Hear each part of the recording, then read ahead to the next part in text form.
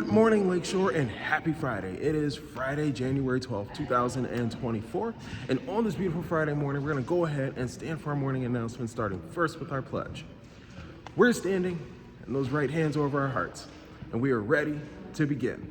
I pledge allegiance to the flag of the United States of America and to the republic for which it stands, one nation, under God, indivisible, with liberty and justice for all.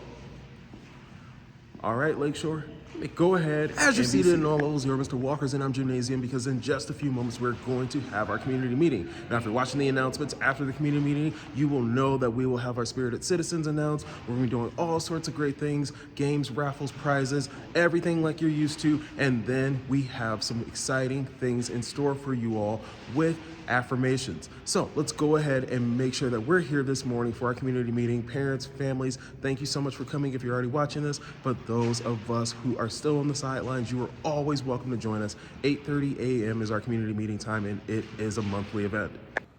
Remember that Monday is Martin Luther King Jr. Day, and there is no school. On this MLK Day, yes, it is a day away from school, a day of rest, but it is also a day of service.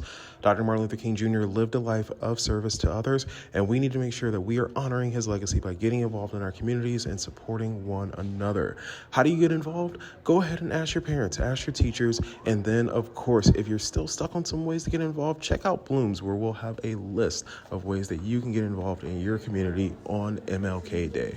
When we return from winter break, it'll be January 16th, and that's going to launch our NWEA map testing season. Our NWEA map testing season is going to take place January 16th all the way to January 31st, and that is going to be our window of time to showcase how much we know and how much we've grown since August. Now, if you weren't here back in August, that's totally fine. We have ways of tracking your growth as well, but we need to make sure that you all are growing. Growing is our priority this year, and we have to make sure that you all know the importance of this test. And so some study tips over this weekend are the following. You want to make sure that you get a good night's rest. That's most important. You have to come in here refreshed. You also have to make sure that you have energy in you, and so that means that we're eating healthy breakfast. We also have to make sure that we are taking our time on this exam, and that we really take some time to understand what it means to take an exam on a computer. Sometimes that gets people. We're used to having that paper and that pencil, but that computer is going to make a big difference. So really take that time to learn about the computer and ask questions about different functions, because there are also tools on your Chromebooks to help you when you take that exam. Ask your teacher for more details. Re-enrollment season has begun. And what is re-enrollment season? Re-enrollment season is that opportunity for you to save your seat for next year. What do you mean save your seat? Every single year enrollment, and that means your attendance, your existence here at LIS, it matters every single year, and you have to take steps to make sure that you are here and registered to be a student at LIS.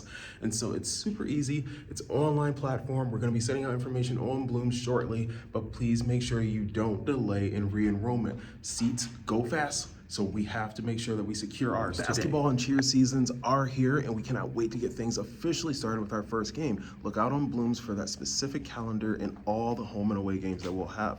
We are absolutely hoping that our boys continue that success from last year and they continue to make their move towards the playoffs, but that is going to be in some time. We cannot wait to just enjoy the season as it is.